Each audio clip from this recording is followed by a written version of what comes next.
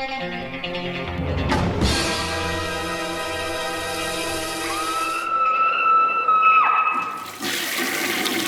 guys, what's up? It is week 378. I got a handful of reviews for you and an update. Let's hop into the first one. First one here is from Blue Underground. It is the 4K of High Crime, directed in 1973 by Enzo Castellari, starring the man himself, Franco Nero. Excellent actor. You know, he's in Django by Corbucci. He's in Compañeros. He's in Street Law by Enzo Castellari as well. Castellari directed all the post-apocalyptic movies, like the beginning ones that got the big kind of the heyday of those rip-offs of Mad Max and all that stuff going in Italy. He's one of the premier action directors, directed stuff like Big Racket, which is an exceptional movie. Probably my favorite Euro crime film. And I had seen High Crime before. You know, it never really was widely available on anything but a possible VHS, you know, that was cut. So it was released recently, you know, in other countries, but we've never had a Blu-ray, and this is the worldwide 4K debut. So yeah, I can't think of a better company to do it because Blue Underground stuff is always pristine. Their 4Ks are some of the best. This has HDR. It does not have, you know, the Dolby Atmos, which some of them do, probably Element Reason and things like that. But yeah, first thing I noticed was how crisp this movie looked. Now, the first time I watched this, it wasn't the best print or anything like that, and you know, I knew its popularity, and I knew Enzo Castellari from some films, and I liked his work, you know. I'm no expert in this subgenre or anything like that, but it is one I do enjoy, the Euro crime films, or Poliziottessi, however you say it. I always mispronounce it no matter what. But yeah, so this one, High Crime. Now, my understanding is, you know, before this, I've seen, you know, the Dellamini movies that Radiance put out and some other ones that have Franco Nero. So I've seen those. So he was kind of in these movies that were basically like these really good, like, crime thrillers, you know, dramas, political films, really good stuff. Day of the Owl is an exceptional movie. Really love that movie with J. Lee Cobb. So this one, he did this movie at 73, and this kind of pushed forth, you know, in a lot of the commentaries with Troy Howarth and Nathaniel Thompson and Ercolani, they're talking about, you know, the beginning and, you know, Don Siegel in 71 doing Dirty Harry, and then we have these kind of crime movies and these police films kind of infiltrating the Italian cinema because they're popular there, so they start doing these. This is basically kind of like the Italian-French connection. Also, I believe from 71 by, of course, you know, Willie Friedkin. So this is kind of heavily inspired by that, but the Italians do it a little different. Of course, their political background and stuff, what was going on there was, you know, heavily violent political turmoil. They call the Years of Lead, which a box set was put out kind of in context to that place in Italy during the 60s to the 80s. A lot of political violence and terrorist organizations and all that kind of stuff like that. So, you know, they handled the vigilante, the police Euro crime movie, the crime movies way different than the Americans do. So, yeah, this is kind of the first one that was more action-oriented instead of being more political-driven, although the politics and bureaucracy is riddled through this movie completely. And as a lot of these people that are involved with this release mention in other documentaries or supplemental stuff, like Mike Malloy, he mentions a lot of this stuff. You know, it's funny when you watch these vigilante movies. In America, it's a lot, you know, the crime is there and people wanted this catharsis. When you watch them in Europe, you have, like, the main kind of guys are brutes, like Maurizio Merli or, you know, Henry Silva breaking the law when they are good guys. Henry Silva plays both a lot. But they're breaking the law to get it done. But the bad guys they're after, it's almost worth it, right? What they're doing is worth it because they're going after these, like, rich criminals that are just, like, asshole, smug pieces of shit that are really causing the horrible shit in the world. So High Crime basically opens up with a foot chase by Franco Nero. Basically said that Enzo Castellari, first time working with him, he had a great collaboration with him throughout the times, and he said, we gotta excite the people. This is all the commentary information and what they said. They excite the people by a great foot race. He's running down a Lebanese guy who's obviously this drug connection. And he catches him. He's murdered, along with some other cops when he's in custody and a young girl. This obviously upsets Franco Nero and his basically his boss, James Whitmore, from stuff like The Shawshank Redemption, of course. You know, he's Brooks. So he's basically his guy up above him, the commissioner. And what happens is Nero starts to dig deeper. He starts to unveil a lot of things, and other people start ending up killed too, higher positions that are all around this kind of big organization. And he's starting to think, these guys are higher up. The thing about this movie that I noticed is a lot of flashbacks. Fernando Rey from the French Connections in here is kind of an older crime boss that's kind of being muscled out of his own territory, and he has a back and forth with Franco Nero. They talk a lot, and he kind of gives him information, helping himself at the same time, but also maybe being a little bit humane, getting some revenge all in there, stuff like that. So he gives him a lot of ideas and tells him what to go, and it's a lot of like kind of interweaving who these people are. You'll recognize a bunch of the people in the background. In the commentary, they pointed out Victor Israel, who I will always know from Hell of the Living Dead as the priest zombie, just the iconic priest zombie. He's also in Horror Express and a bunch of other Eurocrime films. A Spanish actor from the commentary, and also you'll see Massimo Vanni, who I didn't even recognize. They pointed him out, and I was like, I didn't even recognize him being so young. Usually I see him in a lot of the Bruno Mattei movies. I did point out Mickey Knox, who they confirmed in the commentary, which was really cool to see. But this movie is exceptionally well shot. The locations are amazing. It looks so crisp. I was kind of shocked. If you say this is 1973, you're just amazed by it. Now, they do say that Franco Nero does overact a little bit. I would agree with that, but I think it works really well. He doesn't quite go as over the top as like Maurizio Merli as in terms of like breaking the law and going crazy, but the action is amazing here. Enzo G. Castellari shot action really well. You see a lot of the frames, the bullets hitting things, and people running, and it's. Although, it's over the top in the sense of there's so much shit happening in this small period of time, the action itself is not. It feels very grounded in realism in this towards the end, or at least I'll say there's a gritty flavor to it. I don't know how realistic it is, you know what I mean? But there's a gritty flavor that makes it seem very realistic. People end up getting wasted in here that maybe you don't expect. If you've never seen a Eurocrime film or an Italian film in general, they don't really pull their punches on who they kill or who gets hurt or things like that. They'll kill whoever. A lot of familiar faces in the background. Franco Nero is great. Fernando Rey is great. James Whitmore is great. Great use of slow motion in here. Now, the first time I watched this movie, I was like, it's good. I don't love it, but I liked it. I appreciated it. This time around, I enjoyed it a lot more, probably because it's the picture quality is so much better. More context in knowing what the hell I'm talking about, or a little bit more context. And all the supplemental stuff on here, watching, the little connection featurette that Mike Malloy did there that's on the Blu-ray only, not the 4K. He talks about, all the relations to all these movies being named as these different connections, the Sicilian connection, the French connection originally, and all these different kind of connections and everything like that. And of course, what was the contraband? I think it was the Naples connection. I can't remember if that was the alternate name on there, but all these different alternate names. And then there's 3 commentaries, one with the director, of course, and then there's interviews, featurette stuff with Franco Nero being interviewed that seem older, and Enzo G. Castellari, and then there's a commentary, of course, with Mike Malloy and Franco Nero, who we knew personally, worked with him. But that's great too, because William Lustig is also involved, and anytime I can hear William Lustig, it's amazing. Franco Nero remembers quite a bit, but Mike Malloy and William Lustig fill in a lot. Mike Malloy is an expert on this subject, asks a lot of good questions, and you got to remember, Franco Nero is sharp as a tack for 81, and period. He's very intelligent. This is like his second or third language on top of being like in his 80s, so you're like, wow, I can't believe he's that, still, got his wits about him. I barely know what the hell I'm talking about at 37, and I look 108, so who knows? Then we also have the Troy Howarth, I said Nathaniel Thompson, and Ercolani commentary, which is also very, good. That's more pointing out these little bit of actors and everything like that, and, all that kind of stuff like that, the history of the releases, the 3 different kind of releases of the movie. I learned something new on I learned a lot of new stuff, but the one that stuck with me, because he's a character actor and stuntman I always liked, they pointed out Franco Nero talks about Romano Pupo. Mike Malloy says, you killed Massimo Vanni and Romano Pupo so many times you lost count, and he's like, yeah, well, those guys run a lot of stuff, and he's like, Romano Pupo actually got a lot of work because he spoke good English, because he worked on a boat and stuff, and I was like, oh, I love that guy, because, him and Mickey Knox are both in Ghoulies too, which was early, but Romano Pupo is in everything, from The Last Shark and G. Castellari from 81. And just so many movies. But, this is a great freaking release. Looks spectacular. I love, Blue Underground's 4K. So if you always wanted this movie, because it was never easy to find in the States, never had a great release, here it is on 4K and Blu-ray double disc. All the features include 3 commentaries that I already mentioned. And then also we have all these featurettes, the Genoa Connection, interviews with director Enzo G. Castellari and Franco Nero, From Dust to Asphalt, interview with the director, Hard Stunts for Hard Crimes, interview with Massimo Vanni, Framing Crime, interview with camera operator Roberto Girometti. And I remember, I can't, is that the same last name as, Enzo Castellari's father? It might be. I remember he directed Zombie Holocaust, his father. I can't remember his father's name.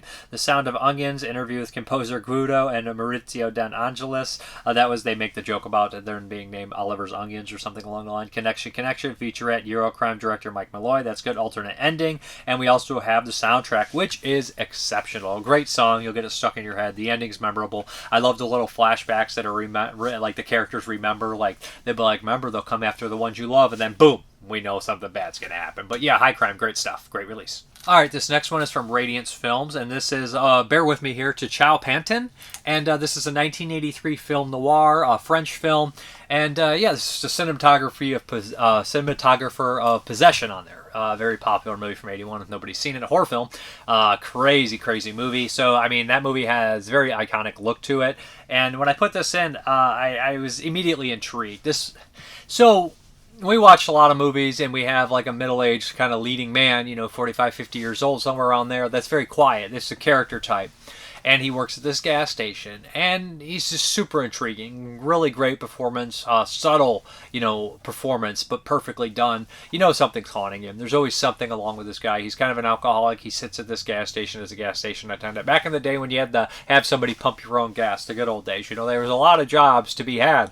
Now everything's automated. Everything is expected of you to do it yourself. Bring back people that pump your gas for. I'm just kidding. But yeah, so essentially one day this guy is looks like he's being followed by the police. He's on this kind of moped, and it breaks down, and he's pushing it to the shop. It's raining, and he ends up leaving the moped and talking to this guy. He keeps coming back to the shop. They form some kind of weird relationship. At the point, he's a young he looks Arab. Find out he's half Jewish, half Arab, and there definitely seems to be a heavily Arabic population in this area, and there may be a lot of tension, divides, stuff like that. It reminds me of the Fassbinder movie where we have the Arab guy who's constantly intermingling with the Germans, and there's all this like underlining racism. Not so much here, but it is there to a certain extent. And basically, we just follow the relationship between these two characters. We learn that the young kid, the half Jewish guy, is a drug pusher. And he's working for this guy that runs this bar, and there's all sorts that goes higher up and higher up. And as it progresses, we know kind of where this is going. There's a punk element of punk people. Like, this young guy meets this punk girl, and they start this kind of really loose relationship, but he's kind of intrigued by her, and we get to see kind of this 80s punk scene and this concerts and stuff like that. And it's beautifully shot. It's got a dark color to it, but it's nothing like it's drained of color. It's very visually pleasing. The one thing that I really like about it is we know there's something off with this character. He has a history. He has a tragedy that hit him. And we kind of just learn about him slowly throughout the entire movie. We know he's going to do these things. Very realistic violence, gritty. And the end shot is wonderful. It's going to be one of those ones that's kind of burned into your head. And it has characters that motives aren't always 100% clear, or, life is blurry, life is sloppy. People do these things for other reasons, for redemption, for a purpose, for connection, all these kind of different elements like that. But very good movie. I love the interactions he has with the police officer. I like this guy's always constantly like wiping his mouth. Give an actor a little prop like that and they'll go to town. Peter Cushing was king of that. Any actor, they'll want that little prop, to do something with. Like, speaking of that high crime, Franco Nero had the nose drops that he kept sniffing up and all that kind of stuff like that. But yeah, as far as the special features are concerned, we have 4K restoration approved by the cinematographer, and we have introduction by French cinema scholar Dr. Michael Arbacassin. Once Upon a Time, Tchao Pantin, feature documentary on the film by Serge July. Original trailer, newly improved English subtitle translation. Yeah, great stuff. Really interesting, well-made crime film. Very entertaining. Got Dolby audio. I would recommend this. I really enjoyed it. Okay, we're moving on to the next part of the Nico Macabrza collection, and the first one up is going to be Terminal Exposure. Yeah, this is a double feature as well. The 3-disc has 6 movies in it. I talked about the 2 last week. We're going to talk about Terminal Exposure this week, and Glitch. Let's start with this one from 1987, of course, directed by Nico himself. Yeah, and this stars Hope Marie Carlton. Now, she was a Playmate, but I knew her from Ghoulies 3, and a slew of other horror films, Slaughterhouse, Rock, which is not as good as the poster would suggest, which is, horror movies' biggest fault probably. But she's in a handful of other ones, a couple Andy Sedaris movies, which checks out, I would say, with this one. So what we have here is an amateur kind of photographer. Maybe he's a photographer by trade, I think. So he has like a little shop, and he has his older brother who's kind of a big douchebag, kind of working out guy. And his father or uncle, somebody leaves him the shop alone and says, "Don't mess up the place." This guy is constantly probably bringing a lot of girls back here. He is kind of like a friend who doesn't look wimpy, kind of nerdy. He looks like the better looking guy of the two, not like, the more suave guy, but he's kind of a little scared and timid. And they go out and they're taking pictures of girls' asses and their breasts and all this kind of stuff like that. And somehow they witness some crazy kind of crime that happens, and they don't realize they did it because they get involved with, some big muscle guys on the beach, which is very typical, right? Kick sand in your face.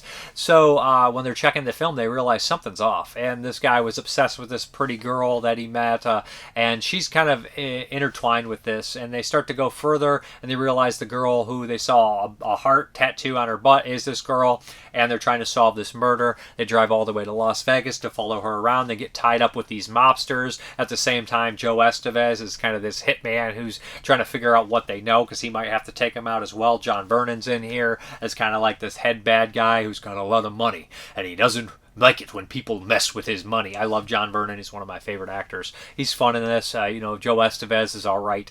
He's kind of like got a grovelly kind of thing. It's not 100% viable for Joe Estevez, but it's fine. It's not horrible. But, a lot of hijinks and silliness ensue. Of course, there's a lot of, kind of butts and hot bikini people and some nudity, of course. Overall, it's fun. It's zany. It's farcical. It's broad comedy.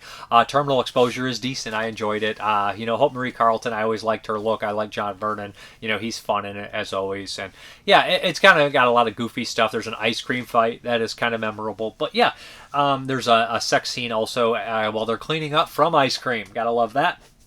Plenty of nudity. The director himself, Nico, says, "I did this because I wanted to show a certain asset of an actress." There we go.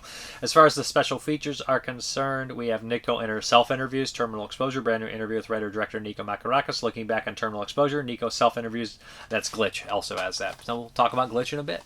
Okay, the next film on the set here, let me pop it up and show you guys the cover. On the other side is Glitch. And what year is this one? Probably 87 as well, maybe. I think it is, around then. Omega Pictures, which is Nico's company. And Glitch is probably my favorite of the bunch so far. This movie is absolutely nonsense. So what we have here is a pair of kind of moronic guys that are robbing this rich person's house. The rich guy's leaving with his girlfriend to go do something along a plane ride. Yeah, he's a movie producer. These guys think he's loaded. What happens is, there's another group of people, a gardener and another guy that are trying to rob the place. They get the better hand on him.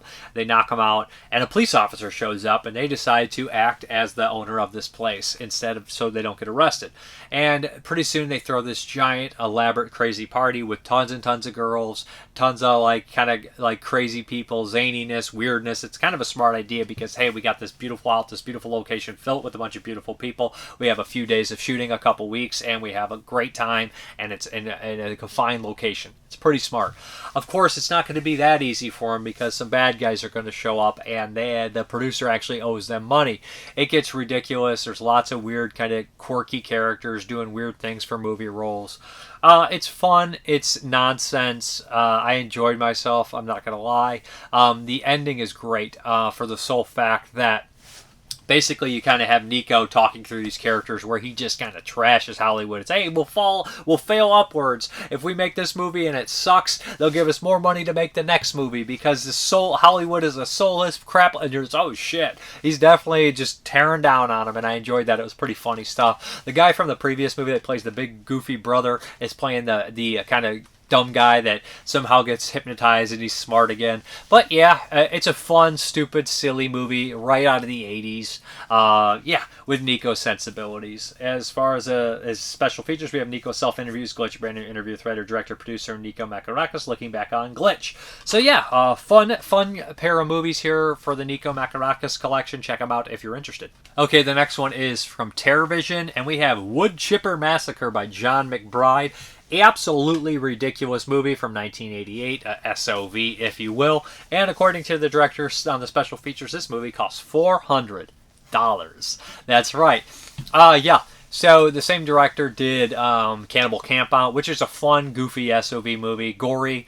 I enjoy that one. He also went on to help make Feeders with one of the Polonia brothers. I think both of them were alive at the time. But that's 96. So yeah, Woodchipper Massacre was probably the biggest one that I hadn't seen from SOV. For some reason, I always watch the most obscure SOV movies, and I've seen like a couple really young, so they stuck with me. Redneck Zombies, Burning Moon, all those kind of ones like that I've always loved. Sledgehammer I've seen, of course. But this one, Blood Cult, all the heavy hitters except Woodchipper Massacre. So I was like, I gotta right that wrong about the DVD I had. This Blu-ray, so we got to watch Woodchipper Massacre. And this is essentially a kids movie that has some language in it, and I don't mean that as an insult. It is a comedy first and foremost, so people are going to see this cover and be like, Woodchipper Massacre, holy shit, the original cover here. So this movie is fun. Basically, it is a single father. He's got 3 kids ranging in age, kind of a 12-year-old, maybe like a 14-year-old, 15-year-old, and then like an older kid who's probably like 16, 17. And he has to go out of town, and he's like, listen, I rented the Woodchipper. I want you to clean the backyard, yada, yada, yada. I'm sending over your aunt to watch you. It's the director's mom, and she is just your stereotypical acting over-the-top, ridiculous character that's like, you're not doing that, and she's awful. She has a really estranged son who's supposedly awful as well. And she starts getting in on these kids about absolutely everything, overacting. You can't watch this movie. You can't go out. You guys don't eat anything. I'm doing it. Just the most despicable, annoying character you've ever met in your life, purposely so. A scuffle happens that she's in the wrong, and she accidentally gets stabbed. And there's a lot of funny dialogue there with the sister. She's like, I'll never be able to sell Girl Scout cookies again. So it's absolutely ridiculous and weird tone, and it's on purpose. You could tell it's 100% self-aware, goofiness, silliness, very fun. So you know what they decided to do? What's the title of this movie again? Woodchipper Massacre. They throw the old hag in the woodchipper. It's not really that gory, but it's funny. You know who shows up? Who they set up? Yeah. The strange kid, so they got to deal with him, and that's where I say the R rating probably comes in, because he's like, where the fuck is so-and-so, fuck, and you're just like, this is pretty PG before that moment. It's silly, it's goofy, it's not the most, like exciting movie in the world, but it's fun, and you could tell why it's got a cult following written all over it. Kind of like something like Death Row Diner as well. It's very fun. It has that goofy kind of cult. That one I remember being more gory. I'd really love to rewatch Death Row Diner. It's supposed to be released years ago on DVD, but who knows? Of course, Camp Motion Pictures did the old DVD on there. As far as the special features are concerned, we have a commentary with Denise Edel and TerraVision's Brad Henderson, commentary with John McBride and Mark Polonia, making of doc, intercoastal trailer reel, stuff like that. The funniest in here is the making of doc, because I'm watching that and I look over, I'm talking to Jeremy, and I'm like, you could just tell the guy who plays the father, he's just going to be like, what? And literally he's talking, just his demeanor, first 10 seconds, like, he's basically got this demeanor, like, and then literally in the interview, he's like, he does one of these, he's like, gives a shrug, and I was like, I know, I can read that guy a mile away. That's just his, he doesn't fucking remember, man. He's probably been in a bunch of movies, and this was just like, he's like, this is just some cheap movie I was in, and I love the graphic design, and so, like, Woodchipper Massacre is an acquired taste. You'll either love it or you'll just be like, I don't get it. Hey, I don't know. All right, let's get into those 1982 movies. Hey!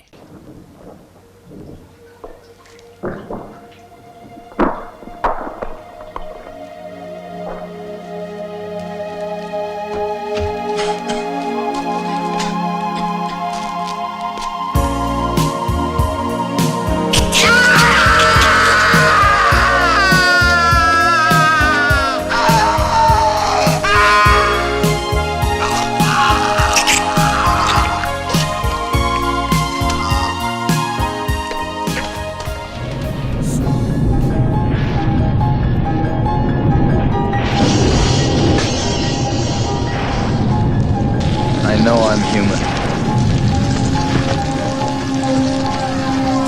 If you were all these things, then you just attack me right now. So some of you are still human. This thing doesn't want to show itself. It wants to hide inside an imitation. It'll fight if it has to. But it's vulnerable out in the open. If it takes us over, then it has no more enemies.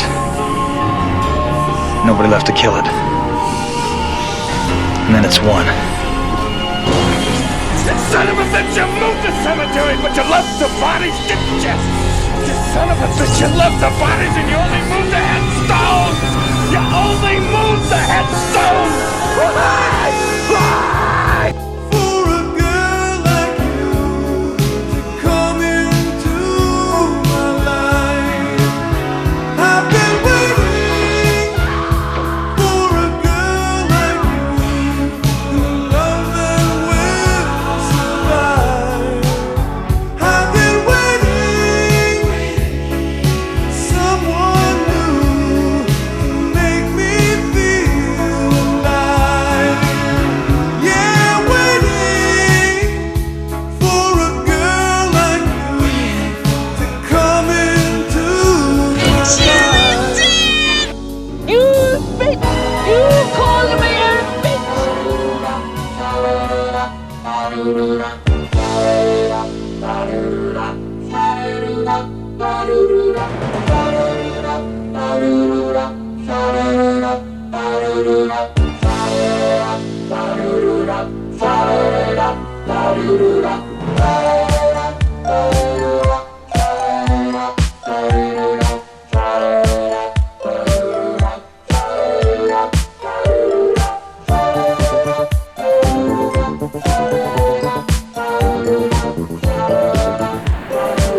What's in the basket?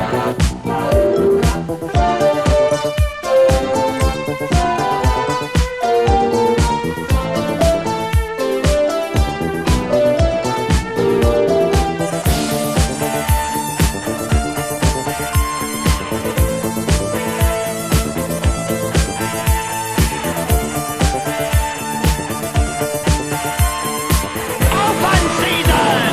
How do we know she is alive?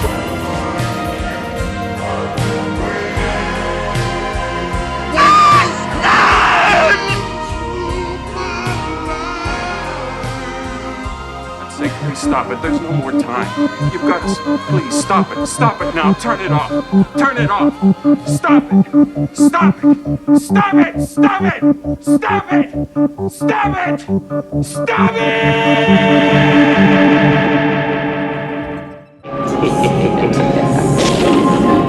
First up is The Dead and Deadly, starring my man, Sammo Hung. And this is a great follow-up to his Encounters of the Spooky Kind from 1980, also directed by Sammo Hung himself. This is not directed by Sammo Hung.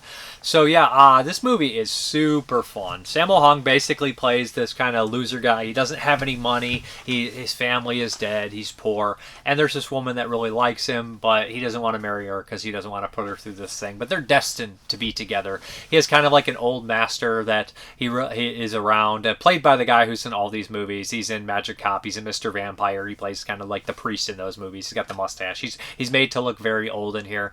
And basically what happens is one of Sammo's friends fakes his own death so he can get inheritance, and he has this girl come in who said she's pregnant, and her brother's there and a couple goons, but it's a complete setup because he's faking his own death. In the very beginning, we actually do see some really great ghost action with beautiful lighting, green lighting, all this shit going on. Really cool stuff. Where Sammo's doing stupid shit, and it's fucking great. I love Sammo Hung. He's fucking amazing. Gotta love Sammo Hung.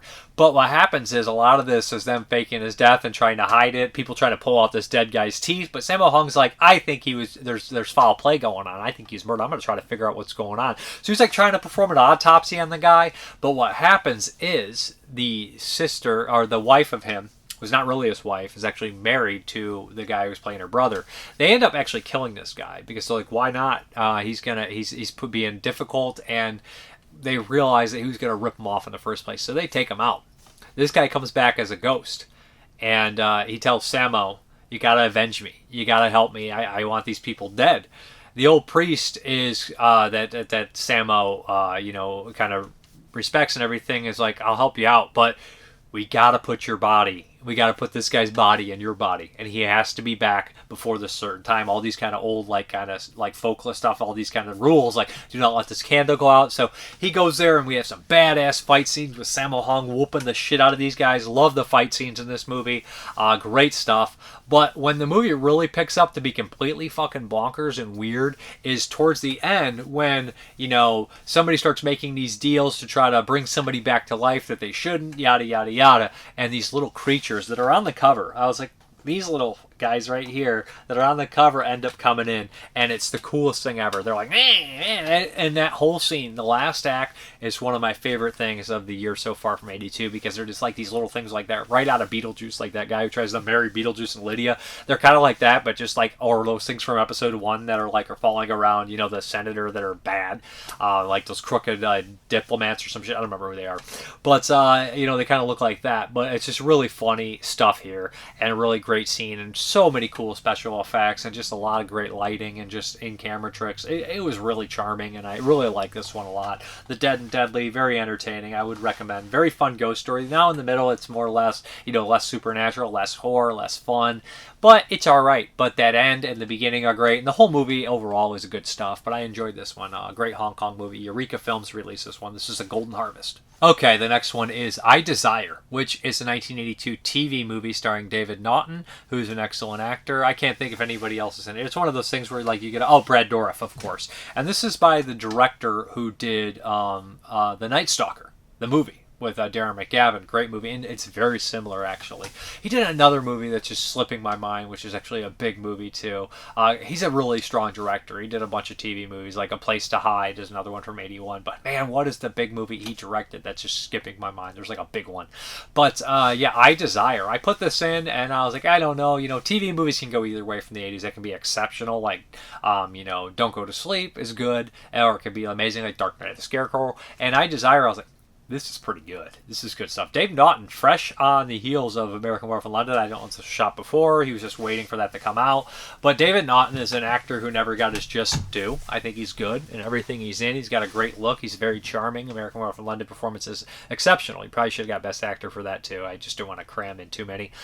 He also is in Brutal Massacre, a comedy, very funny. This one. He is basically working as to become a lawyer. He works overnight at this kind of medical place. He kind of guards the bodies, the coroner kind of office, lets people go in and out, makes sure nobody, basically a security kind of guard is my understanding kind of deal. And he's working as well as, kind of studying to be a lawyer. His girlfriend recently just moved into it with him. She's a nurse, so they have a really good relationship. They're very charming, very sweet. You like them a lot. And Brad Dourif comes in. There's been somebody murdered, by a prostitute. They were drained of blood. It's a very confusing case. And Brad Dourif comes in and says he's a priest. I need to give the body its last rites. I need to see the body, whatever. Come to find out this guy was Jewish. So he starts looking for this priest. The cop comes in asking him questions. It's the 8-Ball from Full Metal Jacket. He's in a slew of movies. He's the cop. They kind of start kind of a weird, loose friendship. They clearly are cool, but as it progresses, David Naughton realizes something's up. And very similar to Fright Night, he becomes obsessed with this idea that this person could possibly be a vampire. Also very similar to the Night Stalker TV movie, where you're like, this is very much, just like that. Where Darren McGavin's like, it's a vampire. It's got to be all the rules and everything like that. It has the same kind of energy, and it's definitely the same DNA as the Night Stalker movie. So David Naughton becomes obsessed with finding this prostitute. And there's a bunch of attacks. You know right away who the vampire is. Brad Dourif's really intense and really good. He always is. But yeah, this is a really strong movie. It's a good film. The vampire focuses only on guys who are not pure of heart, pure of fate. And again, it just reminded me, maybe Tom Holland saw this and was like, I want to do Rear Window, and this one's kind of doing it, but not perfectly, and I think I can do that. But I Desire, a well-made movie, much more money than your typical TV movie, I would say. Just really good performances, solid, like a good-ass TV movie that I'm surprised I hadn't seen, called I Desire. Great stuff. All right, the last one here is a Taiwan film called Wolf Devil Woman. And the Taiwan movies of the early 80s, if you've seen something like Thrilling Bloody Sword from 81, you kind of get the same kind of energy from this, except Thrilling Bloody Sword is exceptionally crazy and great effects and just bigger and more, less inept, even though it's crazy as shit. Wolf Devil Woman. I was like, okay, this could be a lot of fun. In the very beginning, we have this woman being like, she's killed by these bad guys. They're kind of like buried in this avalanche, and they have a baby by all these villains, and basically this baby gets out. They get on there, and then the wolves kind of eat them, and she becomes a part of the pack of wolves, and the pack of wolves is her family. This is dubbed in English, poorly dubbed in English. This ain't Italy. This ain't Hong Kong even. This is some real dog shit dubbing. A lot of people might get some comedy out of it. So essentially, there is a group of people that find her, like kind of start this weird relationship with her. Should be friends. These two people that are on this mission. I can't even remember exactly what's going on. I think they're out there to stop this evil wizard who is basically causing all these problems, which is the very typical plot in these movies, right? We have this evil that we must stop, and there's this kind of weird ragtag group of people kind of going out there to fight them. It's like Conan, right, or anything like that along those lines, or any of these other kind of Taiwan kind of fantasy horror films. I would not call this a horror film. In the opening, we have a really kind of torture scene. Like, this is very horror-like, and as it progresses, you're like, this is your typical standard kind of period piece fantasy, kind of weird bonkers-ass magic movie. I don't really consider it horror adjacent, but as it goes on, it just becomes so inept, and the story is just so... I know a lot of people like this stuff. It just doesn't really work for me, and I didn't love this. I did not care for this. But this is Wolf Devil Woman. I think some people will get some laughs out of it. I think there's a lot of crazy imagery. The last 10 minutes, the first 10 minutes, you're like, this is cool stuff. But like as you progress, you'll realize that so many of these movies are tossed in the horror category, like Phoenix of the Ninja. Phoenix of the Ninja, aka Miraculous Flower, and you're like, this isn't horror. This doesn't feel like horror. It doesn't really belong in the horror genre. It's kind of its own deal, fantasy, sword and sorcery, kind of weird, magical kind of fights and stuff. Now, the Shaw Brothers stuff definitely crosses into it, like Human Lanterns or, Curse of Evil. These are horror films, I would say, for the most part. Maybe something like, Bloody Parrot and Black Lizard aren't 100% horror films, but they're more than this. This doesn't really come across as a horror movie to me. There's magic use, there's villains, there's people that use kind of crazy powers. The end has so many guys getting hit by arrows, more than you can shake a stick at. But, I just didn't love this. It's mediocre at best. And the picture quality doesn't help. The bad dubbing doesn't help. You don't know if you're watching full versions of these movies. But this is Wolf Devil Woman. Not my thing. Not my jam. Okay, the last here is Porco Rosso from the early 90s, animated film by, Studio Ghibli, of course, by Miyazaki. I can never say his name. Iconic director, Nausicaa of the Wind, Princess Mononoke, Howl's Moving Castle, My Neighbor Totoro. He's a great director, Castle in the Sky. I've seen a lot of his films, actually, more than I would guess, 5 or 6, and I know he's made so many more than that. Porco Rosso is one I haven't seen. Now, this is a period piece in between World War I and II. I know it's a big gap, but it kind of is in the same vein as something like Casablanca. In fact, the American character in here, I think his name was Curtiz. Probably after, or very similar to Michael Curtiz, the director of Casablanca and Dr. X. So I'm like, it's got to be some sort of shout out, and it feels in that vein. So Porco Rosso is a pig pilot. Yes, and you're like, oh, so they all animals is just like Tailspin? No, Porco Rosso is the only animal in here. And essentially, Porco Rosso is a mercenary. He's hired to stop these air kind of pirates that are all different nationalities, and they're all completely crazy characters.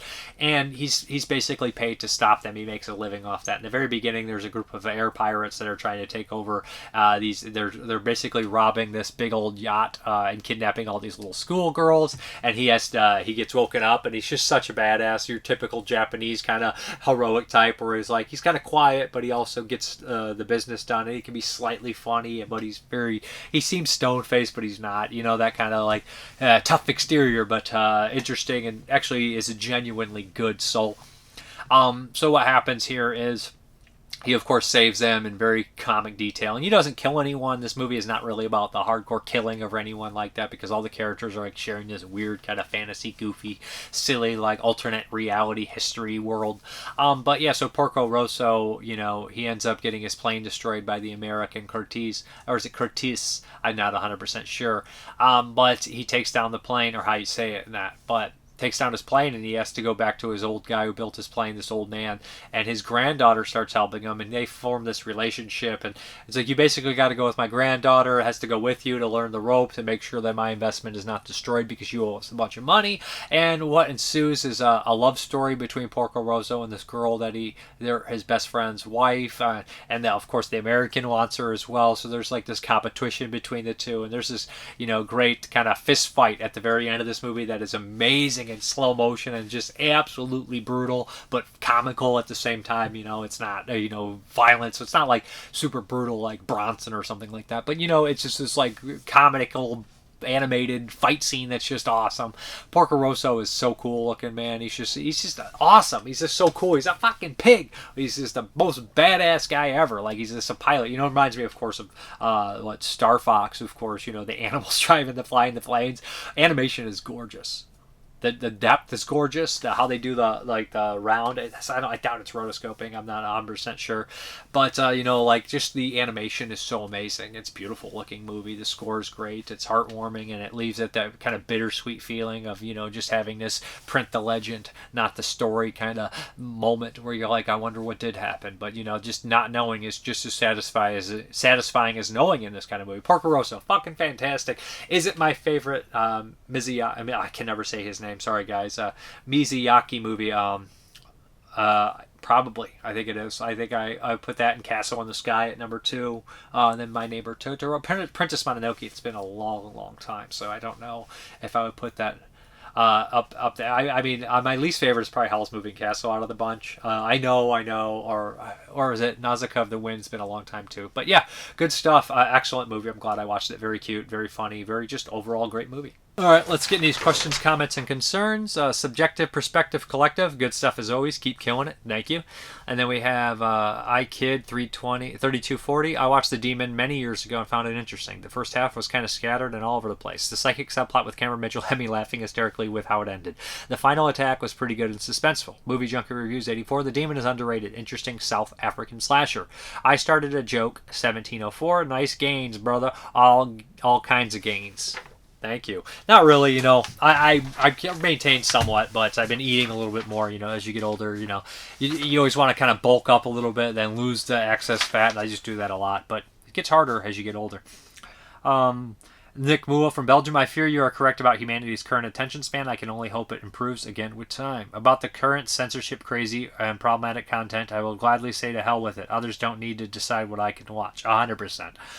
This is why I prefer hard copies and home media. Many streaming service releases got censored and they don't last forever either. A acquaintance of mine said she's holding on to her DVDs and Blu-rays because one of her movie drives crashed just like that. Maybe the machines are taking over. Old man ran over. Are them youngsters still on your own listening to the devil music? No, I mean, honestly, if some kid's in my yard, I don't care. Kids actually knock on the door to ask if they could get a toy out of the backyard that was in there. It's like, just get it. I don't have a dog. Just get the toy. But questions. Do you ever fear you'll run out of room at some point to store your home media? I don't fear it. I'm sure it's going to happen, but I'll make do. How do you organize your movies? By genre, director, home media company, alphabetically? By home media company, sometimes the order they're released, or alphabetical, depending. And then if it's a really small, like there's not enough, the releases, I put them in alphabetical. And then I hope we get that Mrparka karaoke sing-along episode of your show someday. Till next week, God willing. Take care. Angelo150, another wonderful review. Thank you so much. Thank you. Mrparka's ripped from TJB. Thank you. Stephen Hyde, your reviews bring me joy. Great work. Thank you. I hope you're doing well, Stephen Hyde. Yeah, let's hop into this update. All right, first up is a 4K of It Came From Outer Space, the 1950s kind of classic sci-fi movie. Been a while since I watched it, a couple years at least. Good movie. Good price on the 4K, so why not? I don't have too many black and whites in 4K, so why not start there? And then next up, we have the 4K Bruiser, George Romero movie. It's been years since I watched Bruiser. Indicator. Yeah, I don't remember loving this movie, but it's been a long time, over probably 15 years probably. So I'm definitely willing to give Bruiser another shot. Indicator doing a lot of good stuff. Then we have one from Umbrella here, Dr. Crippen with my boy Donald Pleasance. So interesting to check this out. Never seen this one. Don't know much about it, but definitely will be checking it out. Yeah, so very fun. Next up is The Savage Hunt of King Stakh. I don't know how to say that essentially. exactly, but this is from 1980, and I watched this for 1980, and I remember walking away. I saw a shorter version because it was subtitled properly. The longer version was not in HD, and I was like, this is such an interesting movie. I guarantee if the subtitles were better, if it was a better quality, I think this would be a contender to make an honorable mention at the very least. This is an interesting movie. It's very good, very weird. Yeah, so seeing it get a release from Deaf Crocodile, I was like, you know what? I gotta see this in good quality, and it's an interesting movie for sure. Next up is the Dance Macabrza Collection Volume 3, Spanish Gothic Collection. So what do we have here? We have Necrophagous, Cake of Blood, Cross of the Devil, The Night of the Walking Dead. Yeah, I am so happy with these Gothic horror sets. Just right up my alley. Yeah, I'm very excited to watch that stuff. Another box set here, we have the, what is it? The Agitator, and this is 3 films. This is an import from Radiance Films. And I basically wanted to check out Litan, The City of Green Ghosts from 82. It's supposed to be amazing. We also have Kill the Referee and Agent Trouble as well. Litan is 1982. So I've always wanted to see that movie, to be honest. But yeah, I'm interested in checking out the whole set.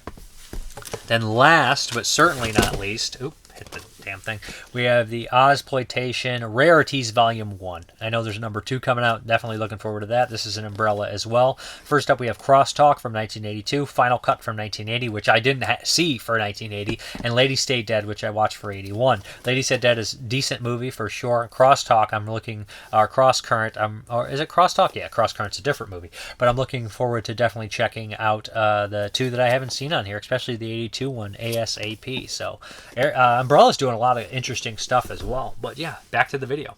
Alright guys, thank you very much for watching, and as always, have a good one.